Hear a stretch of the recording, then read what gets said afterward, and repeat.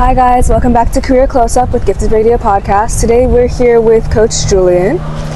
He's a Guyanese track and field coach, and we're going to look at his job. So, can you tell us a little bit about, Can you tell us a little bit about yourself? Oh, well, good. Good morning, everyone.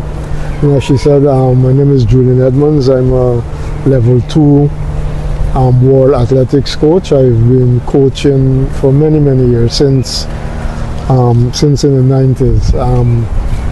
Well, basically, what I do is give young people, the opportunity to showcase, their skills. I develop them, getting them to realize their potential, and to gain scholarships at overseas colleges. Okay. So you said you've been coaching for a while. How did you get into that? Well, I was an athlete. As a matter of fact, I had the national school records for Guyana for many years, 100 meter and 400 meter.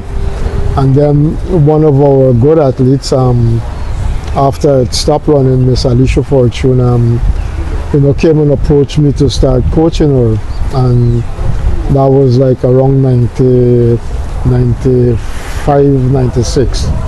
And I got back into coaching and have been coaching ever since. Okay. What's something that people might be surprised to learn about you?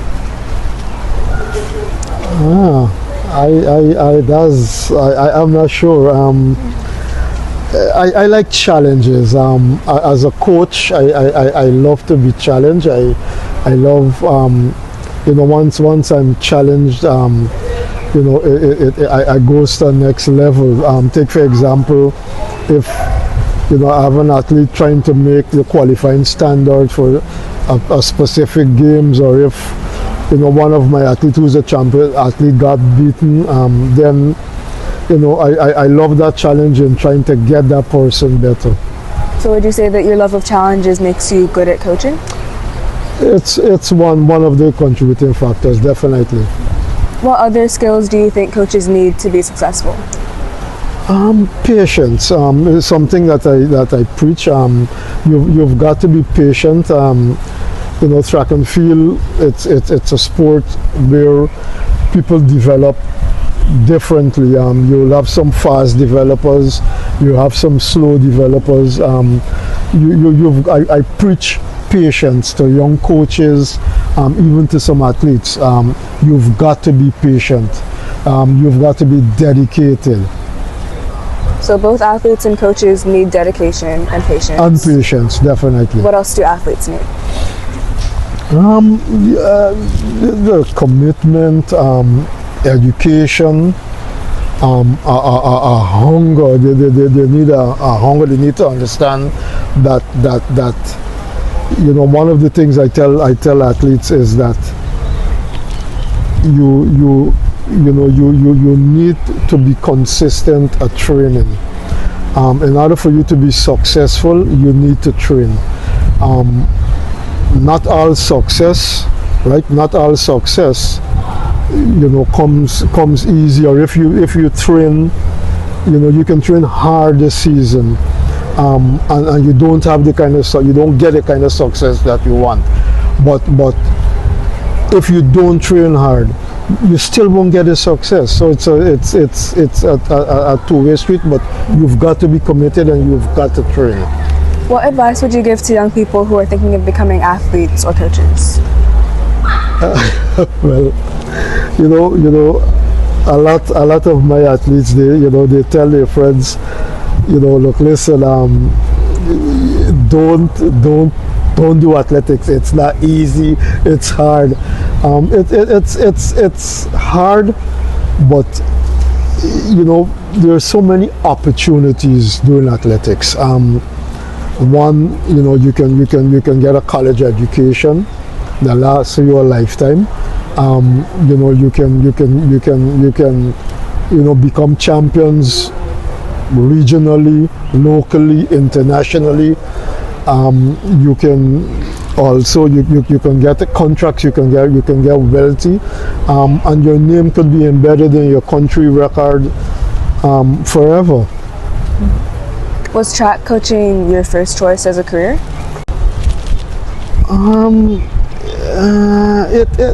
You can say so, because I started to coach before I started to work, and although I've changed many jobs, I've always been coaching.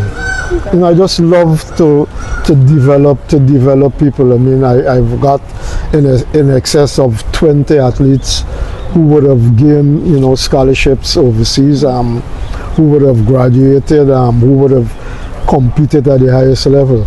So would you say helping your athletes like really see success and really gain something from track and field, like would you say that's your favorite part of the job?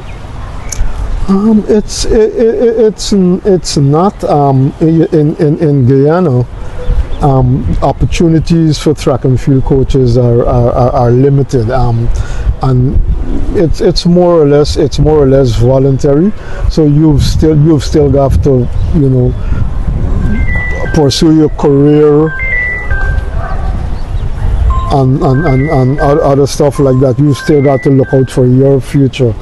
We're not so fortunate where coaches are employed by the government. I'm fortunate that I'm employed as a coach by the Guyana Defense Force, and I've been a coach there for the last 5 years. So what would you say your favorite part of your job is? Well, I love coaching. I love coaching. I love, as I said before, to make people better, to see people improve. One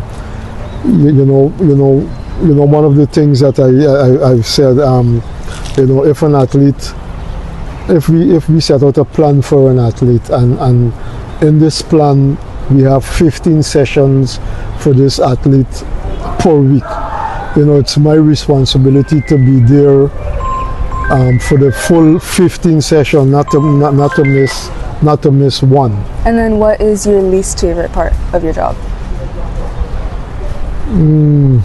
I won't say that there is a least favorite part. I don't like injuries. I don't like for an athlete to be injuries, because injuries can be setback.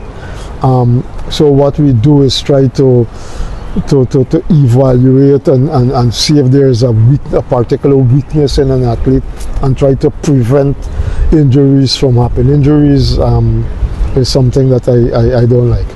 Okay. So is there anything that you want to say to any young people who are considering pursuing a career in coaching? You've got to first of all, you've got to love coaching. You've got to love being around young people. You've got to love trying to make them better, trying to develop them. One of the joys you get from coaching is to moving an athlete from this level to the next level. And once you formulate that plan, and you work and you work and you work and you achieve that plan, that's the greatest feeling that a coach can have. Okay, good to know. Is coaching a growing field? Is coaching a growing field? A growing field. Like, can people expect to see more coaching jobs emerging in the future? Because of the opportunities, specifically in Guyana, because of the opportunities and because of the state of our economy, because there's a lot of money involved. The president is a young person that loves sports, and they're talking about academies and training centers and a whole host of things pertaining to the development of athletes from various sports. I would say yes. Okay. So for any young people that are thinking of becoming coaches, they can expect to see more jobs. And what can their typical day, like, what would that look like? Well, it depends on the level. It depends on the level of athlete that you coach. And if you're coaching an athlete that is at the Olympic level, then they have as much as 3 sessions per day.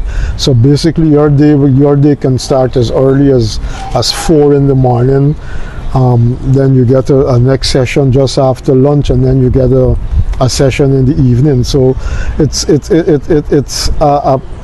you probably will have 8 hours of occupied time, and then you still have to go and review what would have you would have achieved, what you didn't achieve, and plan for the next day, for the next week, for the next month.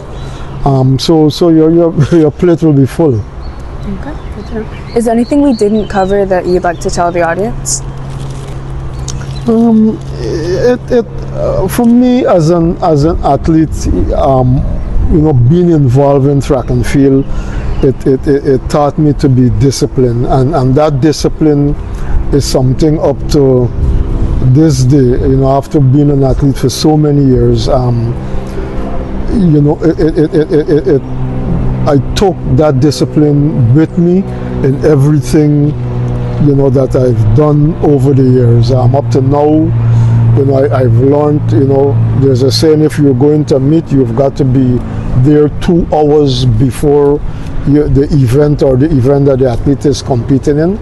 Up to now, I'm never late for anything. So that's one of the things that being an athlete, have taught me, and it's something that I preach, to my athletes all the time, that they need to be disciplined.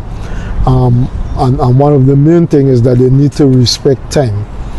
If we have a training session that starts at 6, if you're here at 5 minutes after 6, then you're late. And then there's obviously consequences for that. But discipline is something that being in track and field has taught me and has guided me throughout life.